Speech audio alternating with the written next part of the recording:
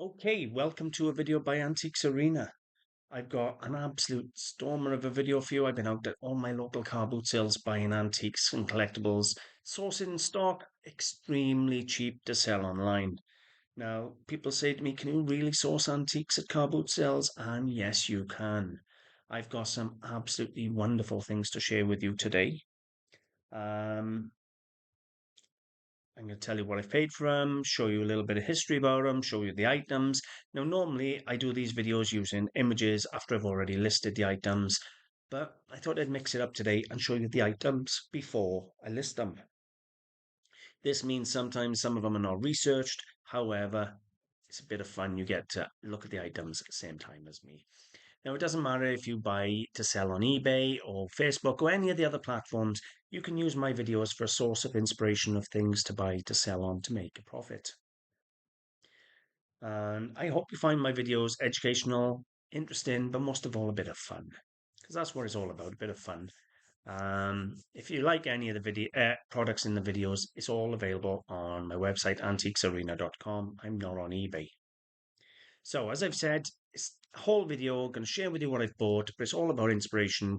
If I can sell it, you can sell it. We all got the same audience online. It don't matter where you are in the world. If you're online, end of. So should we get started and take a look at some of the things I've bought this weekend? Excuse me. Okay, so I'm super excited to share this with you. So let's get started. Actually, let's start off with the first piece. Again, be past myself there, a little fast. Okay, so here we have to 999 people out of 1,000 a pretty blue glass jug. But this is a Davidson pearl line blue glass jug. It is Victorian or late 19th to very, very early 20th century. So you're talking 1890 through to about 1914. Beautiful jug. Comes in two colours, yellow or blue. And this cost me £2. A lot of people will go, well, you paid £2 for a glass jug. But it's an antique. It is a genuine antique. Over 100-year-old. And have a look at some of the money some of these things pull. Right.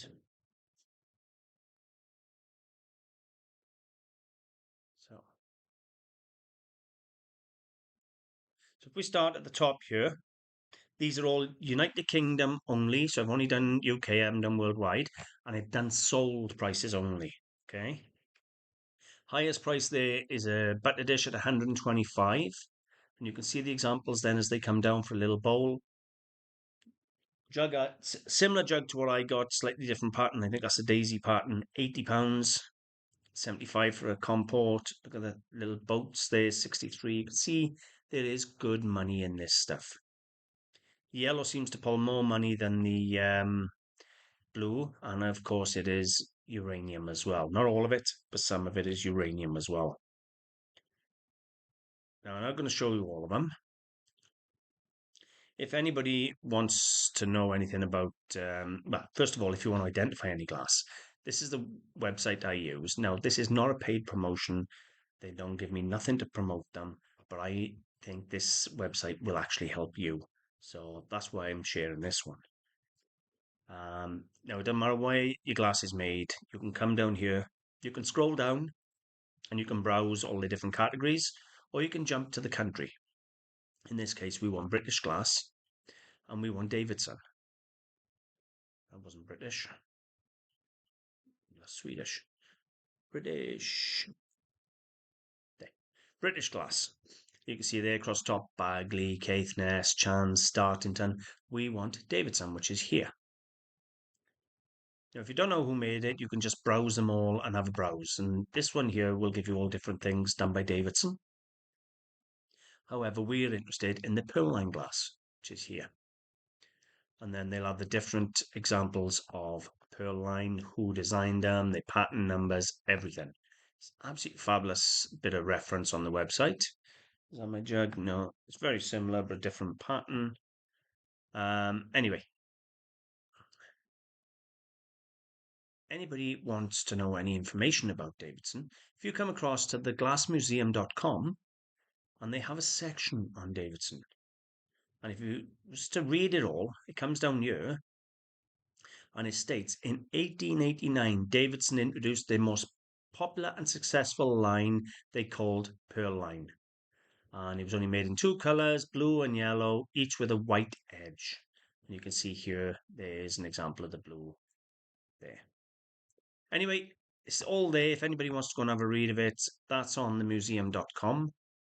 But yeah, the pearl line stuff,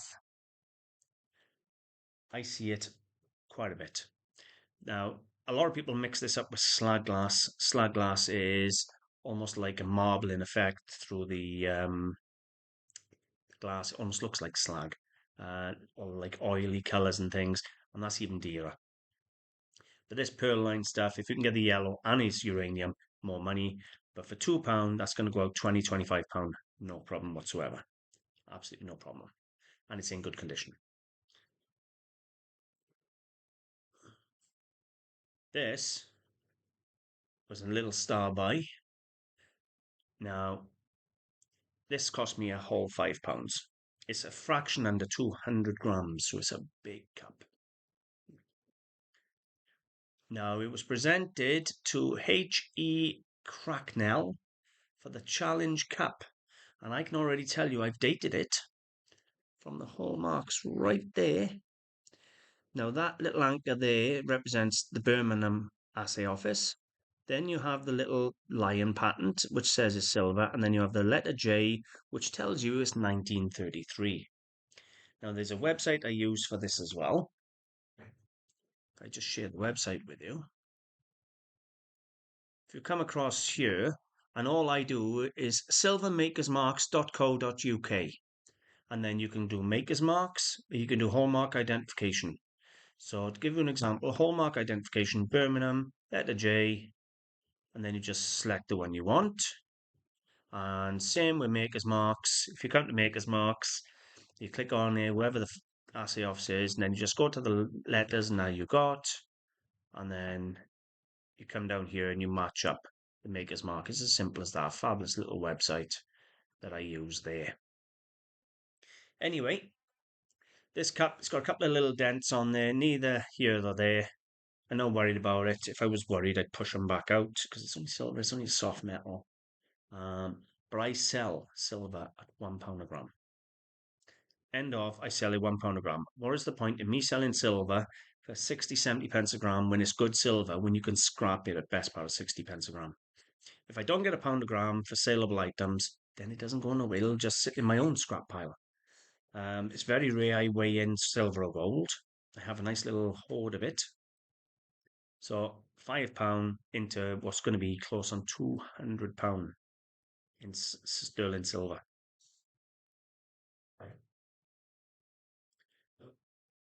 That's the joys of going to a car boot selling it.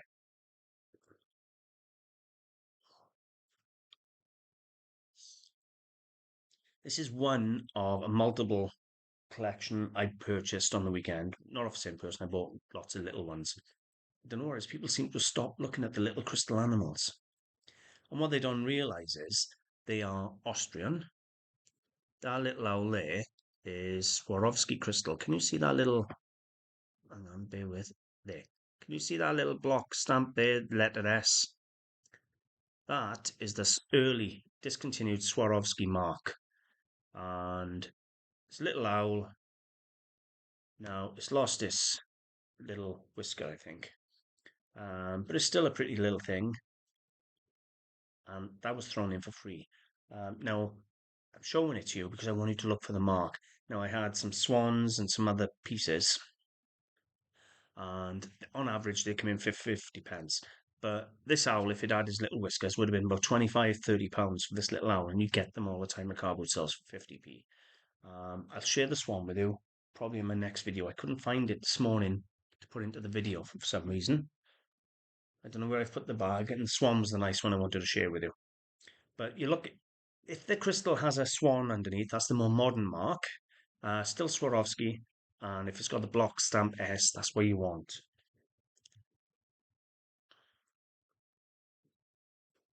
this is my big question mark of the weekend. Now, it was suggested to me this week that I start showing photographs with something you can compare them to.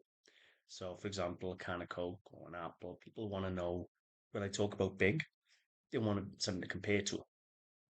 So I've done some photos of this one because I actually put this up on a Facebook group to ask for some advice. Because to me, this is a Georgian drawn trumpet ale glass, engraved, diamond engraved with hobs going all the way around, a mercurial double A twist coming through the center that is absolutely spectacular, big conical foot, snapped off pontle which is still sharp, and loads of wear on the base.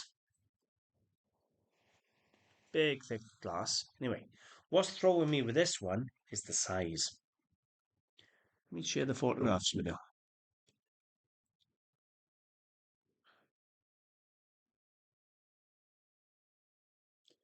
Now here's the photographs of the glass that I shared onto the Facebook group.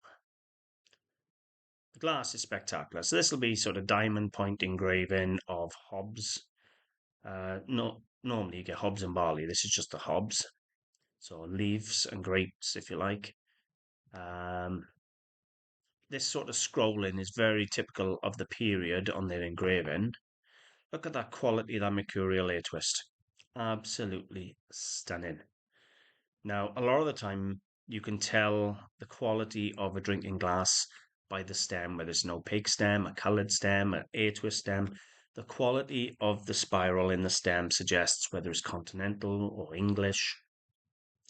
That is perfect all the way down. Even, straight, just perfect. Nice high kick conical foot, snapped pontle. There's a big line there where they like used a tool to snap it off. Very classic pontle. There's the comparison photo that was suggested I start doing. Now that is a standard full-size can of Coke, not a small can. That's a full-size can of Coke. Now, if this was a smaller drinking glass, it'd already be up for sale for 150 quid, £200, I don't know, something like that for a really good 18th century ale glass. But this is 12 inches tall. Now, I know in the Georgian period they'd done Mammoth glasses that were 12 inches and bigger. Now, there's an example of all the wear around the feet. That is a good example of authentic wear. Different depth scratches going in all different directions, uneven. It's not like somebody's just sat it on a rock going back and forth. And the wear is as important as anything else. So, potentially an extremely valuable drinking glass. And by extremely valuable, if it does turn out to be Georgian, we're talking hundreds of pounds. It cost me £6 in Gethlier. I saw it on the stall and my heart skipped a beat. I thought, is it a Victorian copy? Because of the sheer size of it. But the colour's right. It's all hand blown. The quality of this A twist, mercurial A twist, is fabulous. The engraving's right. It's a drawn trumpet shape. Everything suggests Georgian. So I'm going to send this off to be looked at to get authenticated because that could be a lot of money if it's an original Georgian Mammoth. Even if it was to be a Victorian copy, you're still talking probably £100, maybe a bit more. But it is a beautiful thing, and good quality drinking glasses like that just don't turn up. They really don't. Now, I've had a couple of opinions put onto the Facebook group, and so far, all the opinions are in line with what I'm thinking that it's Georgian. So, fingers crossed. Moving on, we have a little vase. Now, this is pomegranate pattern, but it also has a little open pomegranate here. And then the rest are just normal pomegranates. So I'm not sure if this is called the open pomegranate pattern. It is a Moorcroft piece. Hopefully the reflection, so much light. Anyway, it's got the impressed Moorcroft Day, made in England, and some other numbers now. I think it's a 1920s, 30s version. And I'm all over the place with the price. Now, I paid £15 for this, thinking I was going to sell it for £45. I've since been online and people have been asking 40s and 50s for damaged versions of this vase. It was only 7 centimeters tall, which was, bear with, 7 centimeters, 2.75 inches. So it's a small vase. It's less than 3 inches tall. But one is sold for £195. And there's one at £45 damaged. So I'm not even going to put this up for sale until I do more research on this one. But it is a pomegranate pattern by Moorcroft. It's tube lined, so they'll pipe the decoration on and then fill it in and then fire it to get the vase. It's not signed W. Moorcroft, however, quite a really nice piece. It's right up there, top maker, and potentially worth quite a lot of money. But it cost me £15, but it's in perfect condition.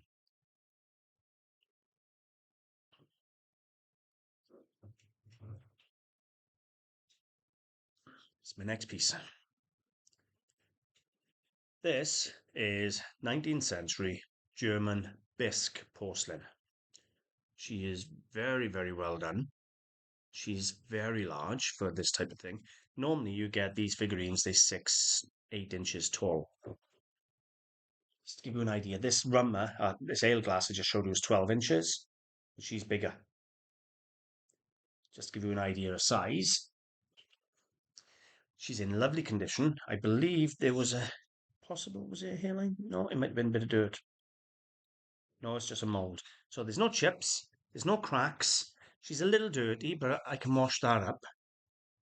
She's probably got a bit of paint wear, but look at the moulding on her. Beautiful face. Really pretty German bisque porcelain. She has got a typical stamps on the back and numbers on the back. I don't know why my camera is so bright today. There you go, 4498. Now she only cost me £2. How somebody can sell a German bisque porcelain figurine of this size and quality for £2. She's 140-year-old, give or take, something like that, and she's in lovely condition. Now I see her £65, £75, no problem whatsoever. Some people are asking 400 and 500. I don't understand why. Maybe I need to do more research, but I see it no problem at all at 65, £75 for a £2 investment.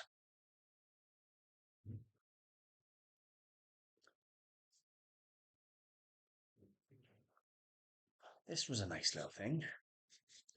We have, I think it's a spent one, used, so it'll be empty. It's a fire extinguisher, but it's solid brass, and it's a Pyrene, I think it's how you pronounce it, Pyrene. Anyway, it's a brass fire extinguisher. As a rule, I wouldn't really jump up and down and buy them. In fact, I'd probably end up scrapping them because they're worth 10 or £15. However, that's why I bought this one. It has the military broad arrow stamp and the GPO. So, the broad arrow mark is what we associate with military.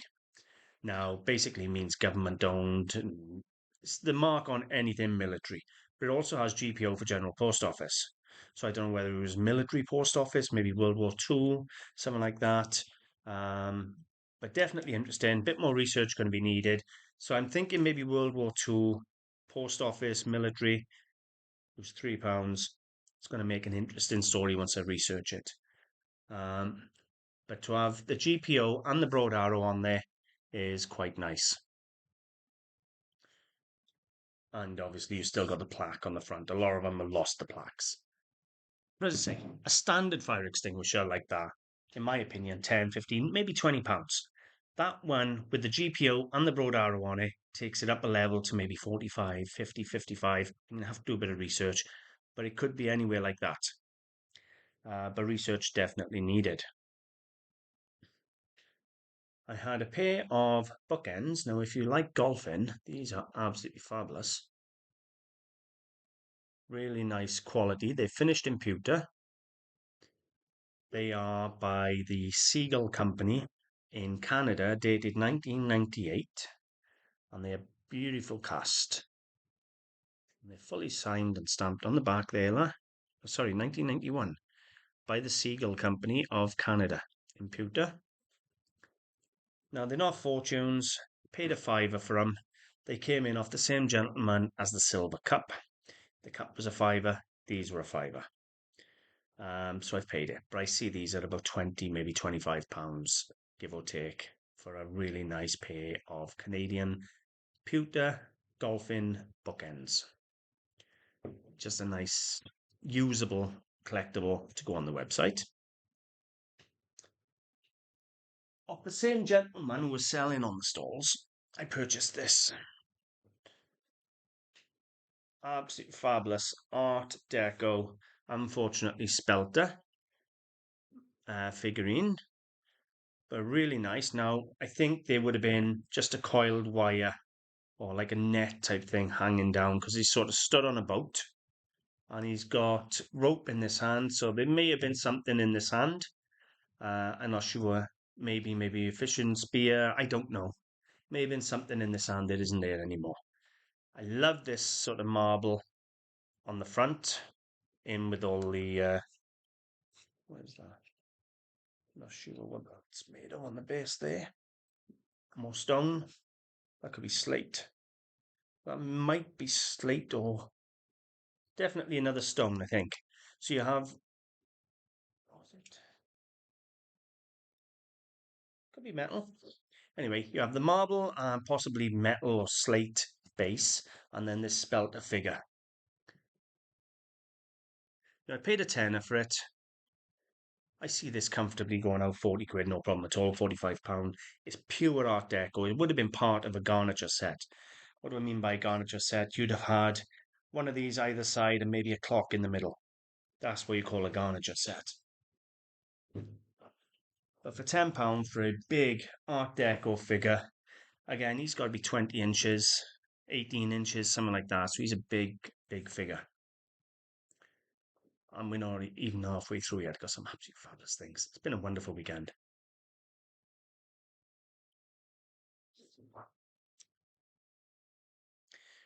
I told you I buy weird and wonderful, and this is my favourite thing of weird and wonderful. This is cabling.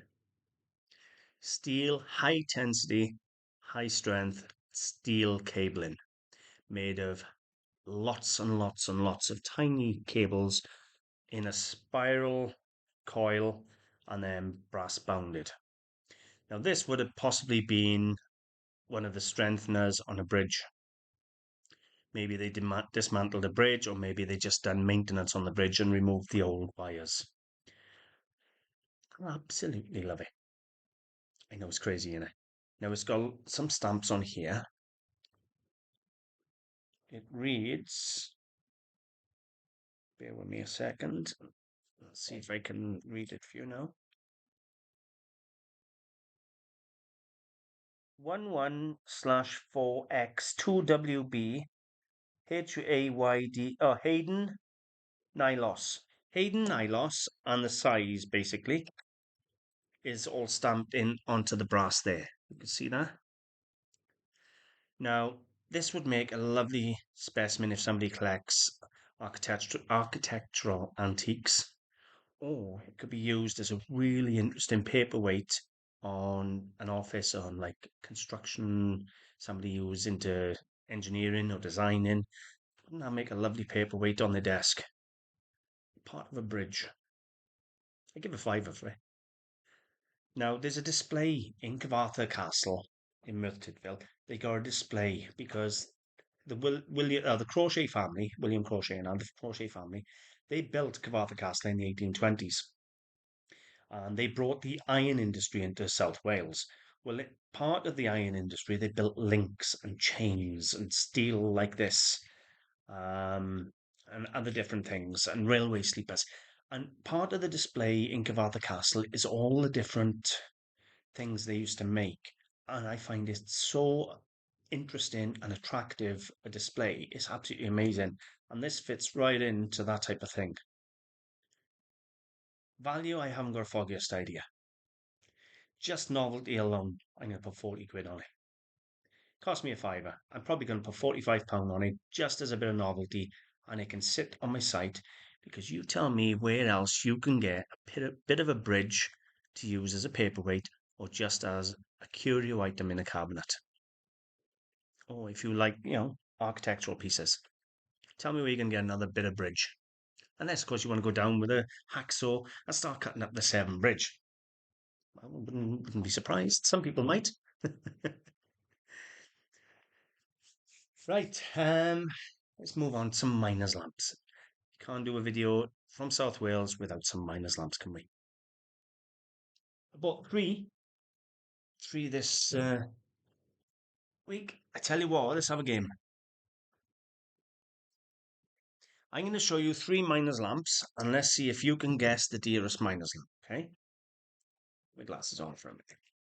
I have two pairs of glasses because one's my standard glasses. You can tell when you're getting old when you've got two pairs, and one's my reading glasses. You know you're getting old when you need two pairs of glasses. Okay, so full size miner's lamp. And this one is the Protector Lamp Lighting Company, M&Q safety lamps, type 6, number B28, maker Eccles, which is an English lamp. And it's got the lighter and everything on the inside. Quite a nice lamp, lockable lamp, so you can lock it there. You wouldn't be able to open these down the underground. There you go, this one's unlocked. It's got the lighter, relighter on the base. And basically your overman would have the lock key for these, and you'd have to go back up to have them, dealt with and unlocked. That was my first lamp. That cost me £10. I'll tell you the values of them in a minute. Then we had this half size, so about 6 inches, something like that. And this one is, can't even see it. That's with my glasses on. My eyes have gone that bad. Lamp and Limelight, again, same company. Oh, this is a Hockley. Colliery number and serial number are blank. So this is a Hockley Limelight lamp. It's a miniature, small. And I paid a fiver for this one. And the final one, same sort of size as this one, maybe a fraction smaller, look. Hang on, let's level the base up. There you go, so it's a fraction smaller. And this is a Welsh Thomas & Williams of Cambrian lamp. About 6 inches tall. The difference. All the lighting, the lock-in, the relighter, everything down the base. This has a bit of wire. Crazy, innit? Anyway, Thomson Williams lamp. So, which one do you think was the dearest? If you've got an idea, leave a comment to see if you're right. I tell you what, let's see what you'd value them at. You have the Eccles, the big one.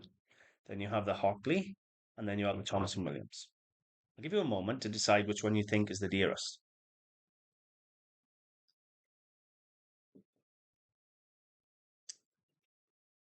This one here, value 20, maybe £25 if I'm lucky. Let's say £25 for the Hockley. The Eccles is nice. This is going to be sort of, anyway, without doing the research, £75 to £100 for the Eccles. It's a nice one. It's a Type 6. And yeah, that's a nice lamp.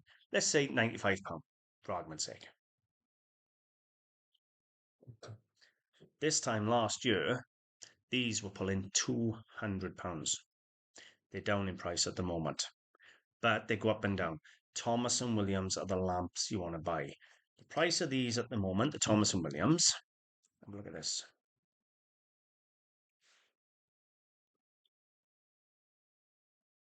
So, there's one there for £100, asking price. And there's one there for £125. Now, their asking price is fair enough. And if you come down here, they sold even less. £86 there. This one was from overseas, so it was 143, but overseas, and then 89. However, as I have already said, a year ago they were pulling £200. Genuinely, 185, 195. I've shared them in videos at sold at £195. I don't know why they've come down in price a minute, but they'll go back up. It's eBay fuel. Sometimes it's up, sometimes it's down. People are struggling on eBay, so the prices are down. I'd still be asking £145 for this on the website for an offer. And wait for an offer, a decent fair offer. That was a fiver into 145. While we're at it, let's have a quick look at the Eccles Type 6.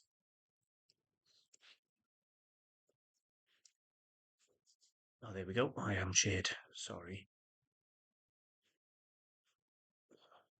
So we have an Eccles Type 6 by there, £90.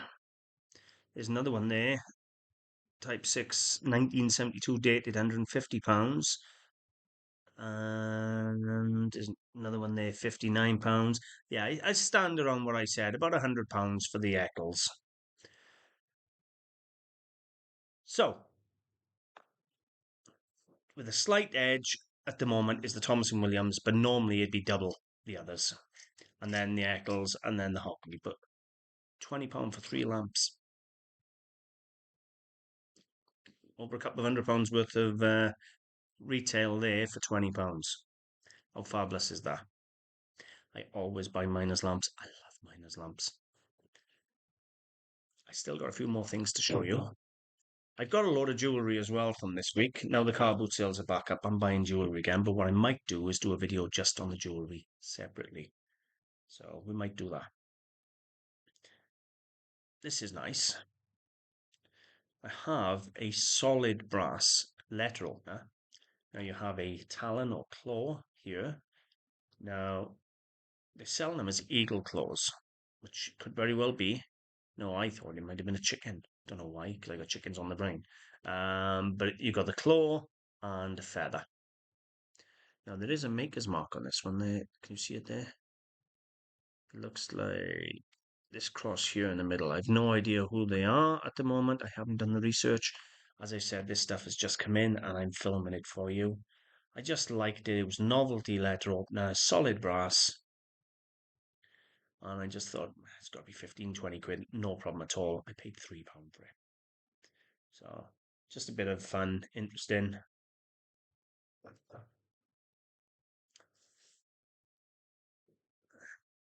Now, anytime you could say something is Swedish, you're already halfway there. These next two pieces I'm going to sell as a single lot, I think, because they're by the same maker. So we have this one here. It looks like he's playing some sort of sports, maybe golf. It looks like he's in a full swing and you can see the motion of the golf club with the strokes. So I would say this is probably golfing, maybe a golfing trophy, or maybe just a golfing paperweight. It is by a company called Nybro of Sweden. And it is just a beautiful crystal paperweight, Swedish crystal paperweight. But I also have, by the same company, Nybro. Again, where's the mark? There it is again, the label down the bottom. Nybro there. Hang on, let's try that. There you go. That was the right way up. Anyway, what's he doing?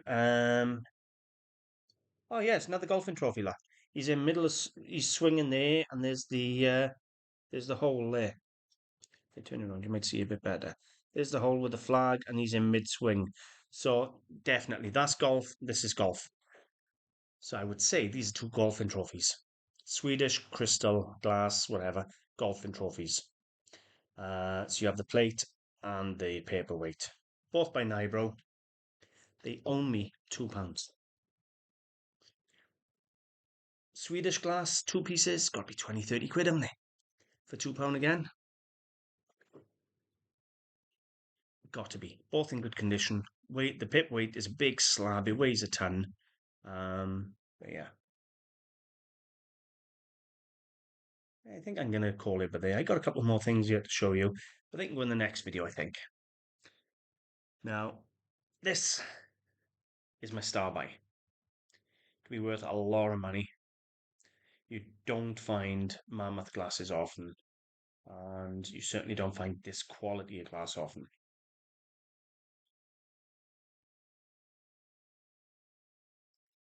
I'm going to send it away, and I'll probably give you an update in a few months' time when I find out what it is.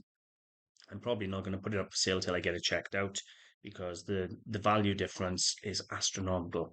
For a Georgian 18th century Mammoth glass, you're talking hundreds and hundreds of pounds as opposed to a Victorian copy. It could be 100 or so. Careful, nearly chipped it. And again, well, there's lots of really good gear this week. That is one of my favourite. Might not be the most dear and most expensive item in the world, but one of my favourite. Moorcroft was fabulous buy. The Davidson, to be honest with you, I don't think it was a bad buy amongst it all. What do you think? Honest opinions? Anything you like? Have you got a favourite? Anything you would have bought, wouldn't have bought? You tell me. I absolutely love everything I've bought. I've got a load of jewellery. Um, I bought a lot of jewellery. I got load just there waiting to go out. I got the most amazing Thomas Sabo charm bracelet that I got to film and show you with loads of charms on. That'll all go out in another video, I think. Yeah, let's call it a day. If you got a favourite, if you got any opinions, if you got anything you like, leave a comment. If you like my videos, I would appreciate if you could share them. It really does help the channel. Best way you can help the channel is for free is to share the films, comment, and put a like on the films. If anybody wants to support the channel, the best way, go to the website. Have a look if there's anything there you like. It may be I got 5,000 items on there. Or just simply, as I say, go on, read an article, watch a film on YouTube. It all helps the channel. Thank you very, very much for watching. I very much appreciate all your support, and I will see you on the next one. I'm so happy the car boots are back, honestly. You have no idea how exciting it is to be going out in the morning and having the butterflies in your stomach as to what you're going to find. It's just wonderful. I'll see you soon.